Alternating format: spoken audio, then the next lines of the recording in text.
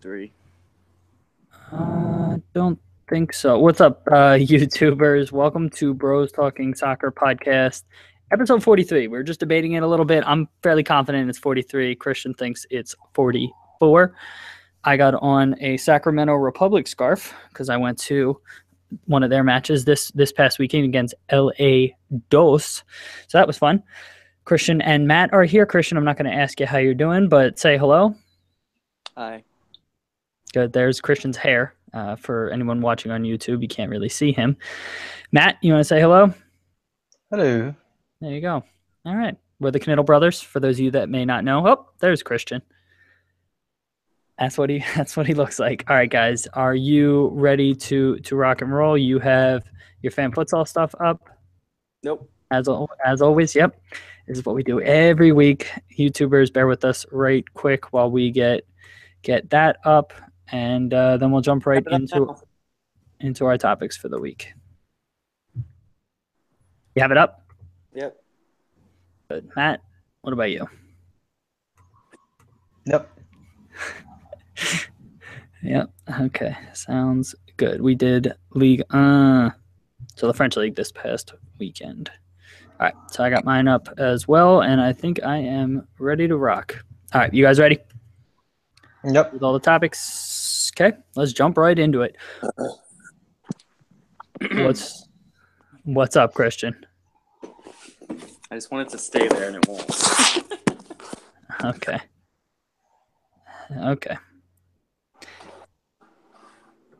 All right. I'm going to jump into it, okay? Christian, I can't see you, so I assume. No, I'm trying to work on it. Okay, you're very quiet. Shut your face. The joys of trying to record this. This is some exclusive behind-the-scenes content. There's Christian's crotch for you, okay? There we go. That's a better view. All right. Let's get into it.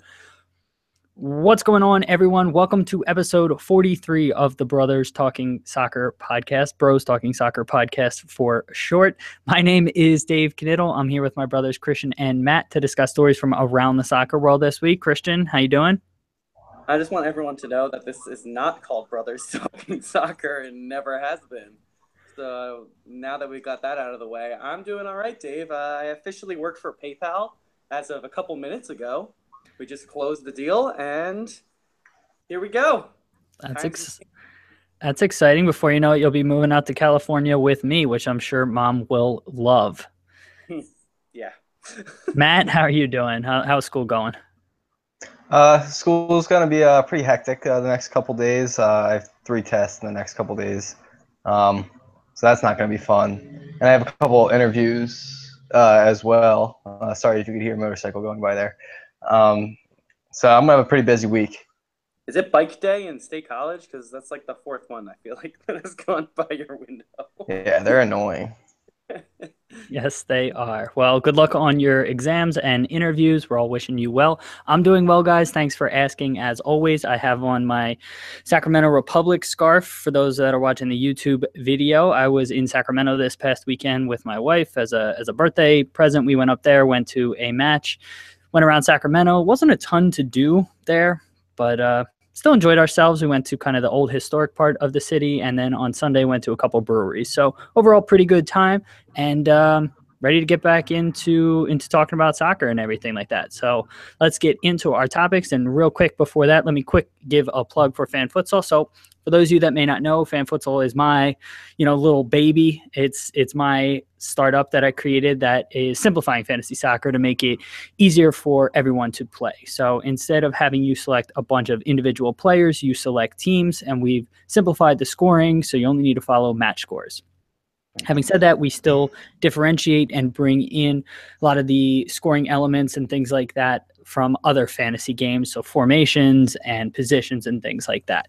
So definitely check it out, fanfutsal.com, fanfutsal.com. We have games from all the major North American and European leagues, and this week we are going to be doing a combination European game on Fan Futsal for the Bros Talking Soccer. So that features all 5 of the major European leagues. So definitely come join us on there. Check it out. Even if you've never played fantasy soccer before, if you just have a passing interest in soccer, which if you're listening to this podcast, I feel like you may. So definitely go check that out. with that, let's get into our topic. So in segment 1 here, we wanted to start talking about the U.S. soccer presidency race. So Sunil Gulati, who's the current U.S. soccer president, hasn't been challenged in an election, I think, the last 2 cycles, and this is either his 3rd or 4th term that he's going for, and it's his last one.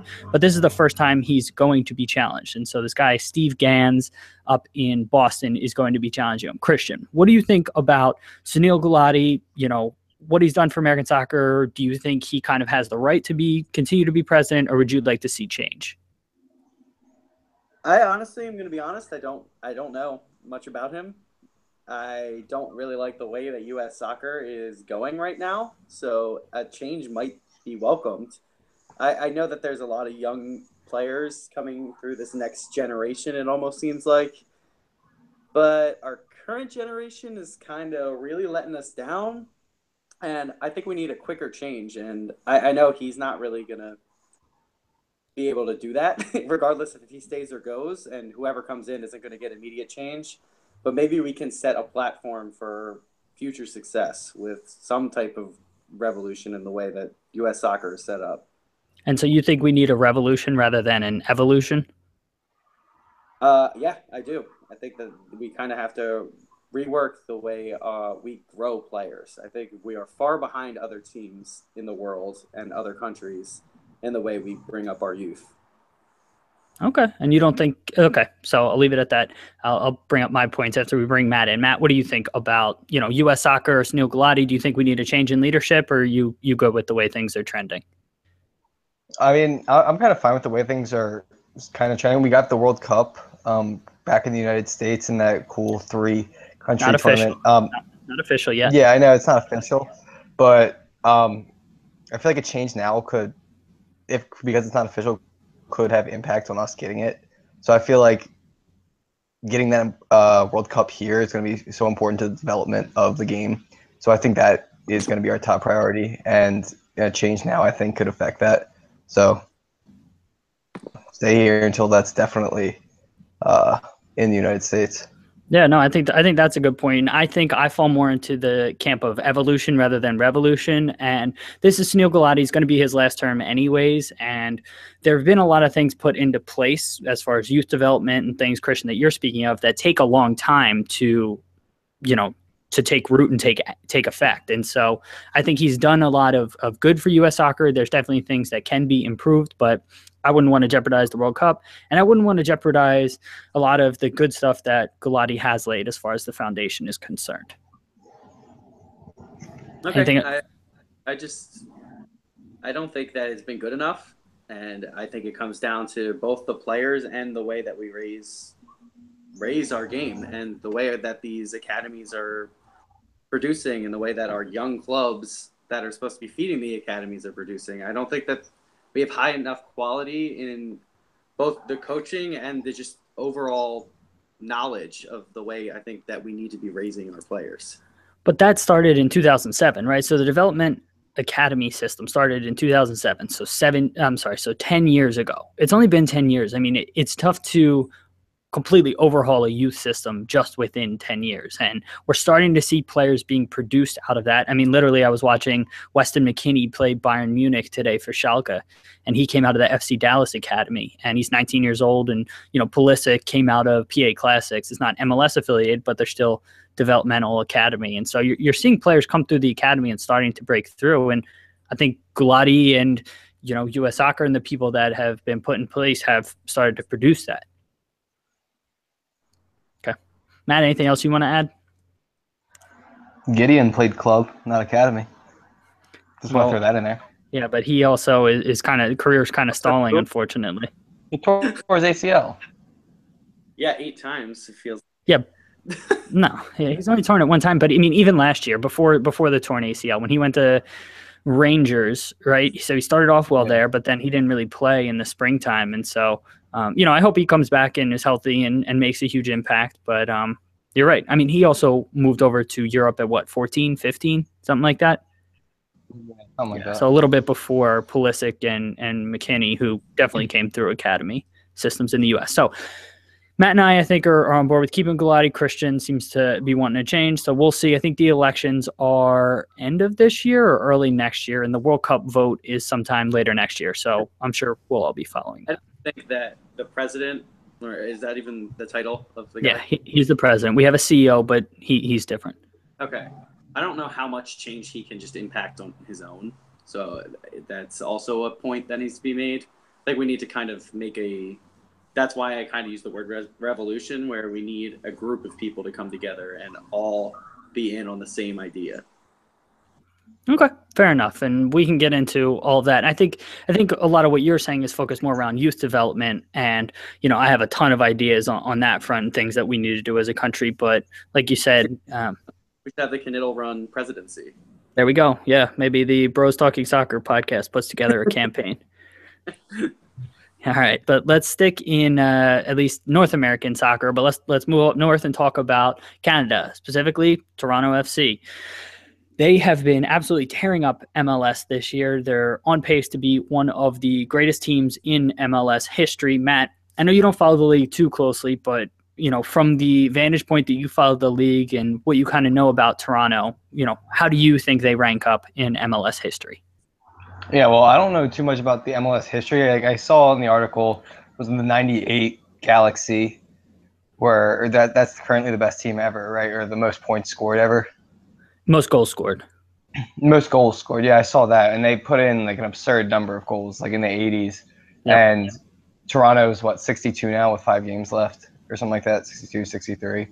So it seems like that team had a lot of attacking power. I don't know, was that like when Jacoby Jones was playing? Kobe Jones, not Jacoby. Kobe, is that Jacoby? Jacoby. Yes, I think that may have. Yeah, I think that was Kobe Jones. Yeah. All right. Yeah. So I knew somebody from that team. There you go. And but I know Toronto, having Josie, Michael Bradley, and Giovinco come over. That's incredible for an MLS team. From what I watch from the MLS, it's not really. LA has the talent like that, but I don't think they're quite as good all around as Toronto. Yeah, not this year. LA doesn't. LA is one of the worst teams. Well, they have the talent. I'm saying. No, they don't. Not this year. No, they're absolutely terrible, and they're not. They don't have the talent. They lost a lot of their players, and so they don't. But historically speaking, you are correct. Also, the article did mention a lot of other teams. So I know you focus and kind of keyed on goals scored, but by almost a bunch of different metrics, this Toronto FC team is in there defensively, offensively, points per game, all that stuff. And that LA Galaxy '98 team was just in there for goals scored. There were a lot of other factors where they weren't listed. So for me, I think that they have a strong case. But Christian, what about you? Where do you rank them, or what do you think about them historically speaking? I know I haven't been watching for that long, so I don't know much about the LA Galaxy in the late '90s. But this team, and then maybe that team with Robbie Keane and Donovan and Beckham, are the only teams that I've really seen with this type of firepower. This is really, really, really well-rounded. They are good from back to front, something I don't think I've seen from any team in MLS history. And they're playing against clubs in the league now where the league has expanded, it's becoming more competitive, and they're still showing their dominance. And they have the best player in MLS history. I think that's pretty clear now. I don't think anyone's going to argue that point. If they do, then please come at me. I'm ready. He is Villa. Nature. No. Donovan? Way ahead of Villa. Villa is amazing, but I think he's not even close to Giovinco. Donovan in his prime, he tore up the league. No way. Giovinco is far superior to Donovan. Okay. I don't understand why. I understand the Italy manager just refuses to accept the MLS as a real professional league, but Giovinco deserves to be in there. But that's a whole different conversation. I think Toronto are very, very solid. They give up very few goals, but they demolish teams. It's not even that they're winning 1-0 the way that Colorado was doing last year when they were very, very good defensively. They didn't have the attacking power. In MLS, we've always seen this. A team either is very good going forward or is very solid at the back, or is the Union and are bad at both. But we are really enjoying watching this, and it's nice to see a team be this competitive. Absolutely. So almost all the points that you brought up were things I was going to bring up. So I think we started following more closely in 2010 when the Union came on. I followed from a distance before then. And so for me, it was basically Toronto this year and the 2014 LA Galaxy team that just tore things up. For me, that team was still a little bit more top heavy. Yeah, they had some depth, but this Toronto team, they didn't have Jovinko or Josie on their most recent trip to LA, who LA's got awful, but they basically played backups and still won 4-0. And so just depth, they have, the designated players that they've all hit on. Then they have those mid-level kind of TAM players, they're called. They have a former Barcelona player in Vasquez who's been tearing up the league for them just as a playmaker. And then they have youth players. Like, just the depth from them is absurd. They only have 3 losses this year. I think for me, again, with a slightly biased perspective, I think they are the greatest team in MLS history. Now, yeah. They only have 1 trophy so far, which is the Canadian Championship. They're likely going to win the Supporters' Shield. They have a pretty sizable lead there. But if they don't win, let's put it this way, if they don't win MLS Cup, could they still be considered among the greatest teams in MLS history for you, Matt? No. Well, yeah, no, I was actually going to bring this up. Because I know American sports especially, and the fact that we have implemented a playoff into our soccer league, I feel like there should be more importance weighed in with championship with an MLS Cup. So okay. if they don't win, I feel like it's hard to say who the best team is. So if you don't win. Yeah. So not to, I know you don't know too much of MLS history, but the '98 Galaxy didn't win MLS Cup either. So just throwing that out there, Chicago Fire ended up winning U.S. Open Cup and the MLS Cup that year. But Christian, so what about for you? Do they need to win MLS Cup to be considered better than that 2014 Galaxy team? I always go back to this argument with, I'm not even going to go into it, but I do not think that a team or a player have to win an individual trophy for them to be considered great. It just doesn't have to happen. Yes, it helps the matter, and they'll be remembered a little bit stronger for it. But there's a lot of situations where teams remember how great they were. A couple of years ago, I know people are – I want to ask you guys because I want to kind of get your opinion on it. But yeah, sure. When Barcelona won La Liga a couple of years ago, I forget what year it was, Madrid and them both had almost 100 points that year, which is I think Barca won by 1 point. It was 99-98. I remember both of those teams. That's freak of nature. And people probably say they don't really remember that Real Madrid team. Or Liverpool versus City in that 2014 year, both scoring over 100 goals, and it was so fun to watch. I remember all of that. And I know it's recent history, so, I mean, we are going to remember it for now, and people will forget, possibly, but maybe they won't. But I think you also remember because I think teams that you support were involved in both those, right? So, if it was United and Arsenal a couple years ago instead of City and Liverpool, I don't know if I would have, if it would stick in my mind quite as much. And Madrid and Barcelona seems like they're always kind of winning. So from my perspective, as much as I want to agree with you, I think at the end of the day, what the media covers and what a lot of people write about and everything does tend to focus more on championships. So as much as I want to agree with you and feel deep down that's the way, I think that the media kind of skews it towards just the teams that win trophies. Matt, what about you for Christian's question?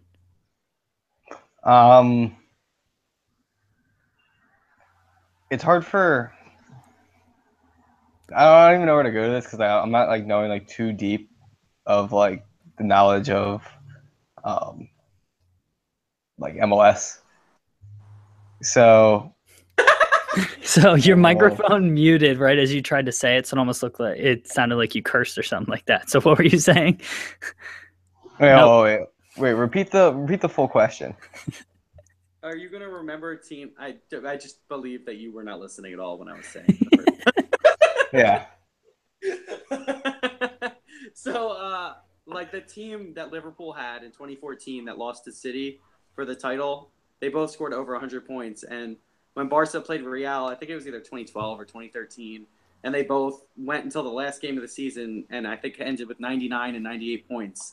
Those are two incredible stories. And you remember the team that comes in second, right? Or do you think that they just are completely forgotten? Well, I guess you do remember the team that came in second. Like, you're gonna remember the. Yeah, I'm trying to think. Like, I'm thinking of other sports. Like the Warriors last year had the best regular season record and then lost in the finals, but they still went down as the best regular season team. And yeah, Dave, I'm looking at this article. The '98 Galaxy, they were the best regular season team. It looked like they had the most points and most goals scored and biggest goal difference. So I guess like that would be. So yeah, they won the Shield, but they didn't win MLS Cup. Oh, I thought you said they won. They didn't win anything, but okay, yeah. But I'm saying like that team. If I know about them, then yeah, they're gonna be down in like the history books. I think being down in the history books does mean something, but I don't know about best ever. Okay. All right. Fair enough. Let's keep the thing rolling along. Let's move over to England and talk about the Manchester United versus Everton game this past weekend. So in it, a couple players playing against their former clubs. Rooney playing for Everton, his first club, against Manchester United, his former club, and he's made that jump a couple of times. But specifically, let's talk about Romelu Lukaku, who transferred from Everton to Man United this year. Hit a free kick late in the match. It bounced off the wall. Everton fans started booing him, jeering at him. Like 5 seconds later, the ball deflected to him. He scored and then very clearly celebrated and all of that. And there's this unwritten rule in soccer, for whatever reason, that when you leave a club, you can't celebrate when you play against your former club. So, Christian, what do you make of Romelu Lukaku celebrating against Everton? I think it's different when they're not rivals. I don't think it's a big deal that he celebrates in a game like this. I think when Van Persie did it, when he went to United in front of the Arsenal fans, that's a different thing. Like when Adebayor did it when he was at City and ran into the Arsenal fans, that's a different thing. I think that Lukaku had every right to celebrate, especially if the Everton fans are booing him. I don't think he ever really disrespected the Everton fans, and I don't really think they had any right to disrespect him. He gave everything to them. He scored almost 80 goals for them, I want to say. It's something ridiculous. And they're not really what I would consider a top-level team. They're upper middle. Ooh, shots fired. Yeah, they're upper middle team, and he stuck it with them for a couple of years. He could have left earlier, and he had every right to celebrate. It's a big goal he scores in a game where United are in a title race with City, and they need these points. And I don't think there's anything wrong with what he did. Okay, Matt, what about you? Do you have any sort of problems with him celebrating? I didn't see the game, so I didn't know, like, were the fans booing his every touch? No, it wasn't every touch. It was more just kind of spur of the moment. Like on that specific play, he just took a free kick. It didn't work out, and so they were kind of laughing and booing him and cheering at him. Yeah, so I mean, I don't have a problem with it. The problem, I mean, I guess for soccer culture, it's like known as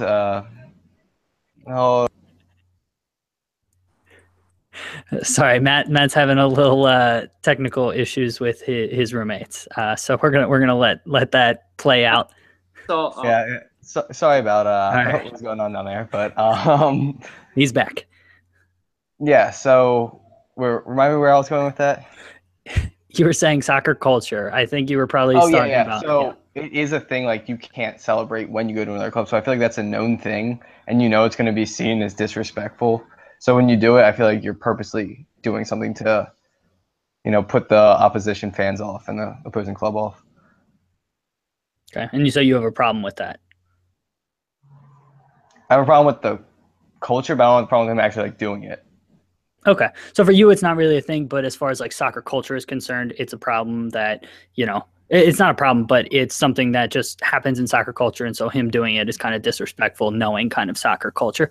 I'd probably fall into kind of the same camp. For me, it's not a big deal. He doesn't play for them anymore. As much as I would, like to think that he still holds a fond place in his heart for them. I mean, at this point, most pros are mercenaries, and he's played all over Europe. Like he's played in, I don't know how many, 7 different clubs at this point, with all of his loan stints and things like that. So yeah, he had a decent run at Everton, but at the end of the day, he's moved on. He's on a new team, and so I have no problem with him celebrating, especially given the circumstances of them kind of laughing at him and giving him shtick, first. So they kind of brought it on themselves. Christian, you were saying something while Matt was disposed. I appreciate when players don't celebrate against their former side. I think it shows a little bit of loyalty, and that's something that's very rare that you come across in the game today. And Why should they show loyalty? Like, they don't play for them anymore. It doesn't matter. You did play for them before, and you should show loyalty to the fans. They didn't do anything to you. You chose to leave. Okay. I think that it's respectful to not celebrate. Yes, you can score as much as you want, but at the end of the day, it doesn't really matter. But to me, as a preference, I think I enjoy it more when somebody doesn't celebrate. So you don't like fun? Also, remember when FIFA, when I refused to celebrate for? Yeah. So for those listeners who may not know, FIFA put in celebrations. I don't know, maybe in 2012, like sometime in you could do celebrations with your character. Christian used to refuse to celebrate. It's only like the last year or two where you've even started to celebrate, more out of, I guess, principle for the fact that he has no fun. So you must love the NFL. Yeah, I'm just better than everybody now, so now I can celebrate. Got it. Yep, Matt, got it. Matt, anything else to add on this subject? All right, about Lukaku? No, nothing about Lukaku. Okay. I thought we were addressing Christian being the best FIFA player topic. No, we should do a Twitch stream or something of that, us a little mini tournament or something like that. Listeners, if you want to get involved in that, let us know. All right, we'd love to do that. That is the end of our first segment here. We're going to go to some music, and then when we get back, we're going to talk about our Fan Futsal League game this week. Stick around. You guys good? Did you hear what was said? I couldn't hear. I could just hear like screaming or music or something. I think I muted it right at the time. Somebody just came in and said, "Don't take your pants off." It was like hear that in the background. I'm like, what's going on down there? So, all right. Anyone watching on YouTube, that's a funny little story that only you'll get. So thanks for watching here, because we're gonna cut that out of the podcast. All right. You guys ready to talk League Fan Futsal game? No. Yes, I am. You are. Yeah, you are. Person lost. That's why he's not. All right. Ready? Welcome back, everyone, to segment 2, where we're going to talk about our Fan Futsal game this week. And we played with Ligue 1, so the French clubs. And Matt ended up coming in first out of the brothers. Someone, Germain, Danielle, came in first overall. Sorry if I butchered the pronunciation of that. Germain. Actually, they're probably French. Germain. Danielle. All right, whatever. Anyways, they had 77 points first overall, so congrats to them. Matt came in second overall first out of the brothers with 71 points. I came in second out of the brothers fourth overall with 62 points.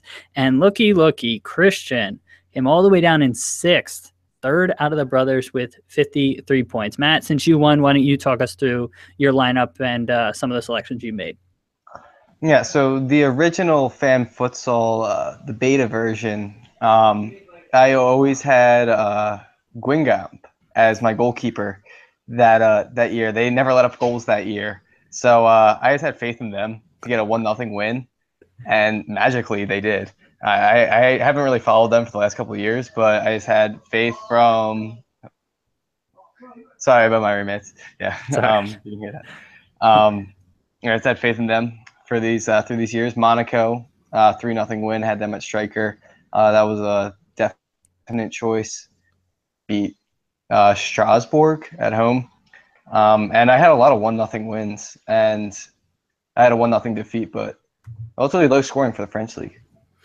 Yeah, so that was a little bit of a reverse of what we talked about last week, where the French league was kind of the most high-scoring league in Europe up until that point. So things kind of came back down to earth. Matt, for your reference, it's Wingamp, I believe, is how it's pronounced. I heard that one time on another podcast. So for future reference, and that may be incorrect too, but at least it's a little bit closer. Christian, actually, why don't we wait for Christian? So I'll give my lineup since I came in second here. I had a pretty similar lineup actually to Matt, almost to the team, but I went with a slightly different formation, and had a couple selections that didn't work out for me. So I went with a 2-0-2 formation. So 1 goalkeeper, 2 defenders, 2 strikers. Back to front, I had Trois at goalkeeper. They lost 1-0. So I mean, if you're going to have a team that loses 1-0, keeper's the best spot to put them in. So 9 points, not terrible, not great, but not terrible. I had Angers and Nantes at defense. They won 1-0 and lost 1-0. So combined, still ended up with 23 points between the two of them. Again, okay, not great, but still enough to power me through. And up top, I had Monaco and Nice. Monaco, as Matt said, came through with a 3-0 victory. I was expecting more from Nice after they spanked Monaco last week 4-0. Ended up only getting a 1-0 victory, but ultimately was enough for me to at least beat Christian. So I had 62 points, and that leaves Christian in third and last. Christian, you want to talk us through your lineup and what happened? I would not. Well, you're going to have to. Come on. Okay. I'll do my best. Okay. All right. So with the 2-2 formation as well, I really do like that formation because it gives you a little stability at the back. And you never know what could happen in a game. So you kind of you estimate there's not going to be a lot of high-scoring games every week. So I was right in expecting that. I just chose the wrong teams. That was unfortunate. Monaco up front, I think all 3 of us had them, right? Yep. 3-0 win. So it didn't help me that I had them because you all had them. So that was not what you're looking for. I had Nestlé Toulouse at defense.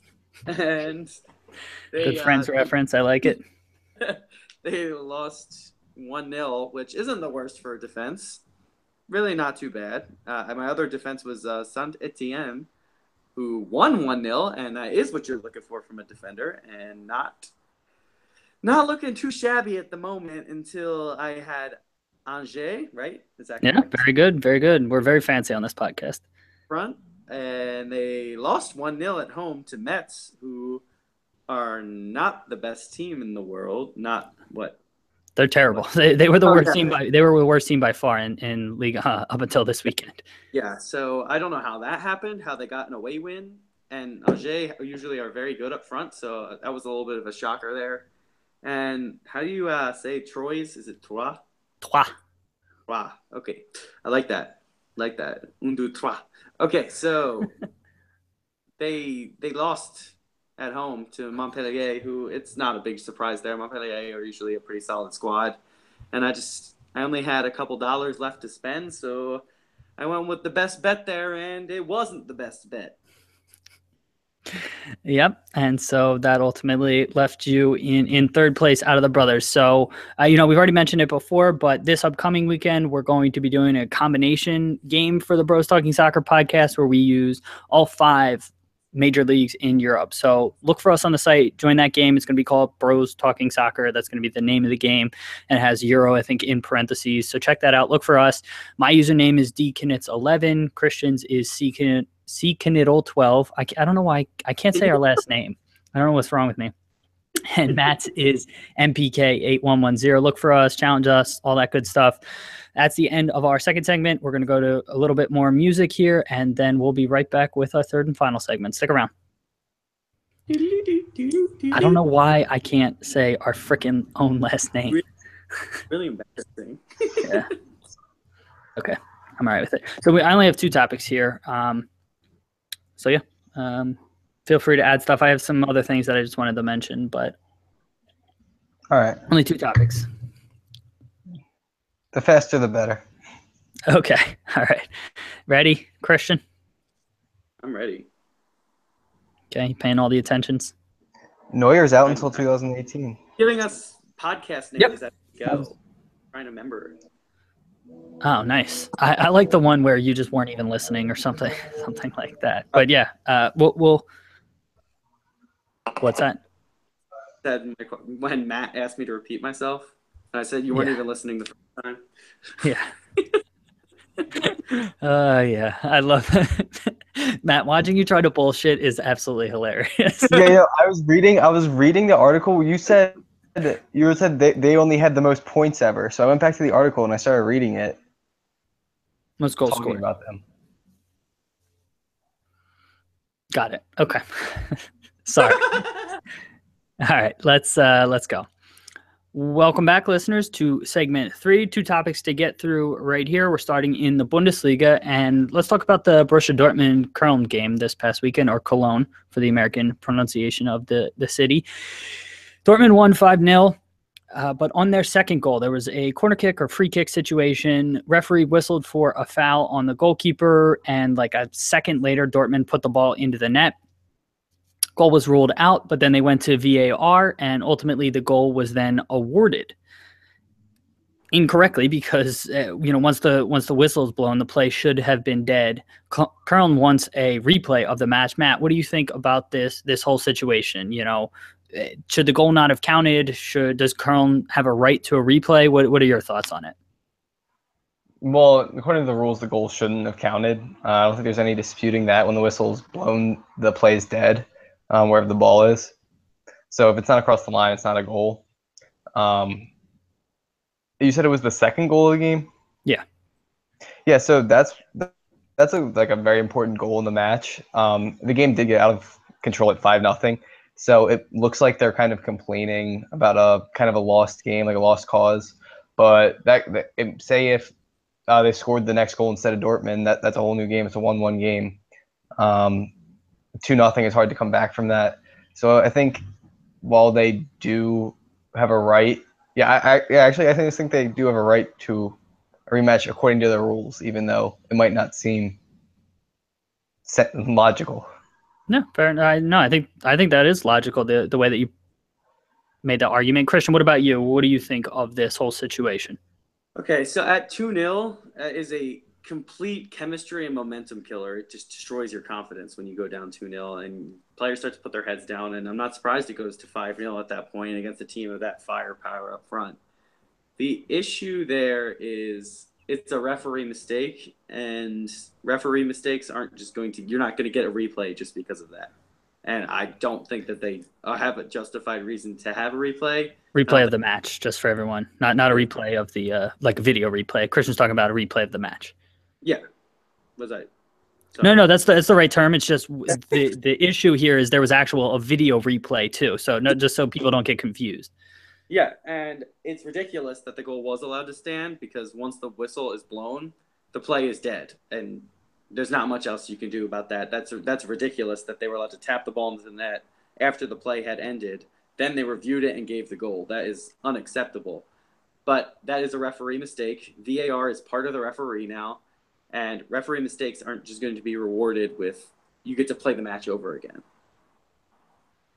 So honestly, guys, both of the points that you've made is pretty much everything that I could have possibly added here. So I think I'm on the same page as you guys. I think that it was a debilitating, deflating goal to go down 2-0. But at the end of the day, referee mistakes happen in every match, and some of them impact the scoreline. Some of them don't, but it doesn't entitle them to a replay. And so while it was unfortunate, there's no way that they could or should be entitled to a replay at the end of the day. So, I think we're all kind of in agreement to a certain extent there. So let's move on to our last. And I feel like Matt had completely disagreed with what we just said.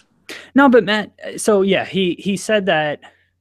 Yeah, you're right. I guess where we all agreed is in the sense of that second goal had such a great impact on the match. And so while Matt did say, you're right, Christian, that a replay should happen, I think we all were in agreement that that second goal going in was so debilitating, and we can all agree that it was the wrong call. Oh yeah, for sure. Yeah, Matt, care to add anything? No, you guys got it. Okay, good. Let's move. Thanks.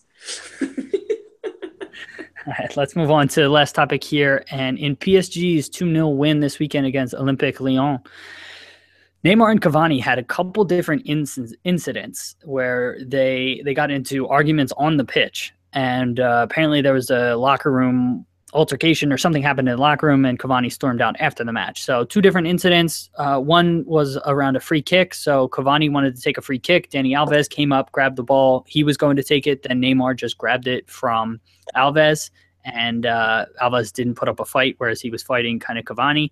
So that was the first sort of incident. And then the second incident was, I don't know who won the penalty, but PSG got a penalty. Cavani was going to take it, and as he was kind of getting set up to take the penalty, like, you know how a lot of times defenders or goalkeepers will stand in front of an attacker and like try to get in their heads? Neymar was basically doing that to his own teammate while he was doing it. And so it just looked really weird. And so there's this whole sort of fractured locker room talk right now going on. Christian, I don't know if you saw either of the incidents or, you know, have a perspective on it, but do you think that this is going to be a big problem, or does this just happen at clubs with talented players? I think it happens, but I think Neymar has kind of come to this point in his career where he's starting to think he's bigger than other people, and I don't like that in any player. I mean, that's been my problem with Ronaldo this whole time. I've never doubted his quality, but that attitude really bothers me. I think that Cavani has been at this club for a long time. He's been their leader up front, and he's been banging in the goals, and he had every right to take that penalty first. And I guess the coach probably should have stepped in and picked someone to be his penalty taker, but I think he's kind of hiding behind it, saying like he didn't want to upset the players, so they should work it out themselves. That sounds like he is really running a risk there of some backlash in the dressing room, and he's kind of hiding behind the incident. I don't think it's all his fault, obviously, but I think he could have done more to kind of ease the tension, possibly in the media specifically, but whatever. Emery has always kind of been that way. He kind of seems to be afraid of the spotlight and to upset people.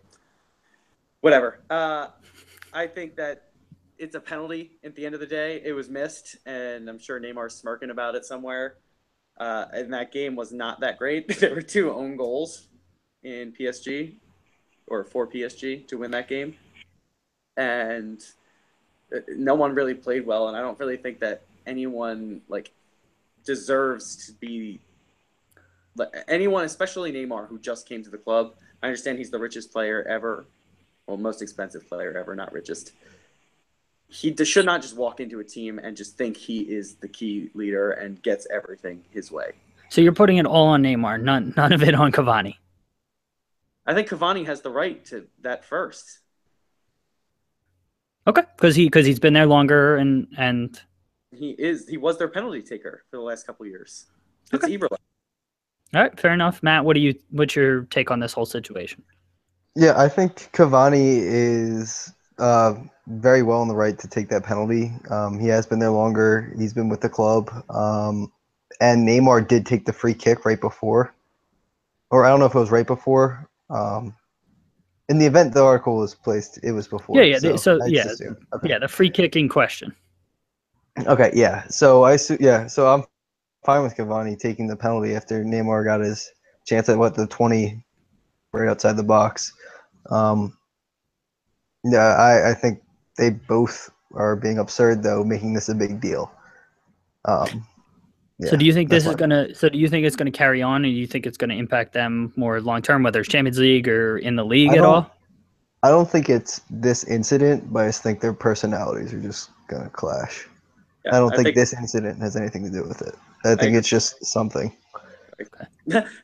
I think that their personalities are both just going to bubble up, and just until it boils over, and there's going to be a clash. It's just the way that a lot of these players are, especially at clubs like that where they're bought for obscene money, and again, there's no loyalty to the club. They want to be the star, and when there's that many stars, it's going to not go great. Yeah, but this doesn't happen too often at a lot of other mega clubs, right? I don't know. I thought we saw it at Barcelona, or not at Barcelona, the opposite of Barcelona. We saw it at Madrid when Bale first came in. Ronaldo was getting upset that Bale was getting all this attention. And I remember it very clearly. But that's media attention, right? He was visibly upset anytime Bale scored. But that's a different situation where this is like free kicks and penalties, where like a set order, and it's very visible, like Bale scoring, there's nothing he can do about being in the right position or something like that. Whereas in this, there could be somebody who just says, I'm the bigger man, I'll back off, or no, this is the situation, I'm taking it, and you need to.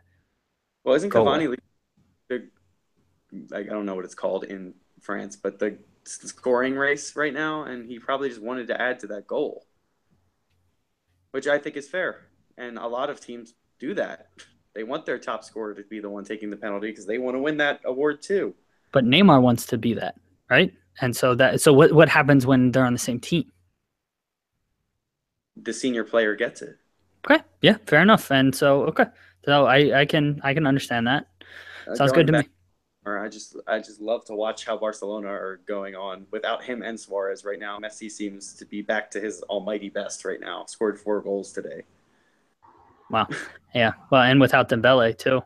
Yeah. Unfortunately for him, ruptured some tendons in his hamstring or quad or something. Horrible. Yeah. So hope he gets better soon. Guys, anything else you wanted to mention, Christian, on this topic? Any others? No, that Messi thing was just my key little point at the end. Cool. So are you becoming a bigger Barca fan again? Because you said you were kind of waning. I'm a Messi fan. I'm not really a Barca fan. Fair enough. Matt, anything else you wanted to mention? No. Okay, cool. I had a couple things. Probably my 2 least favorite teams in MLS are squaring off in the U.S. Open Cup final on Wednesday, so hopefully they both lose. New York Red Bulls and Sporting Kansas City, Wednesday, September 20th, for those that may be listening to this at a different time. Also mentioned earlier, Weston McKennie started and played for Schalke against Bayern Munich today, September 19th, Tuesday. Played 56 minutes. He looked fairly good. I mean, Bayern, are dominant, but he didn't look out of place, and so that's always really exciting. 19-year-old. I think there's a legit chance he ends up making the World Cup squad. Our center midfield, nobody's really grabbed it beyond Bradley, and so I think he's got a legit shot at doing that, especially if he has a breakout year like Pulisic had. Lastly, Bibiana Steinhaus, female ref this weekend in the Bundesliga. I know we talked about it on a previous one. She did really well, and from all accounts, looks to be an awesome referee kind of going forward. So that was really cool to see. I saw some highlights of it, and so the players kind of handled everything really well, and she did a great job. So just wanted to mention that as well. Really great to see that the players in the Bundesliga actually are really supportive of yeah her. That's good. Yeah, it was really cool. It was really cool watching that whole thing. So with that is the end of our podcast this week. Thank you all for listening. If you want to check out any of the links to the stories and topics we discussed on this episode, we'll have them in the podcast show notes. We'll also tweet them out from our Twitter handle, which is at BTSoccerPod. If you want to email us at bros.talking.soccer@gmail.com. And everything was brought to you by Fan Futsal. Check that out. Fun, simple way to play fantasy soccer, FANFUTSAL.com. Christian and Matt, thank you both for being here. Listeners, thank you for listening, and we will talk to you soon. See you, everyone. Matt? Walking around in the background. Yeah, I know. All right. When are your interviews, man? I have one on the phone Thursday and another one the 26th. Nice. Well, good luck with it. Let us know how it goes. Oh, sorry, YouTube listeners. We're gonna cut it off here. Thank you for watching. We'll talk to you soon.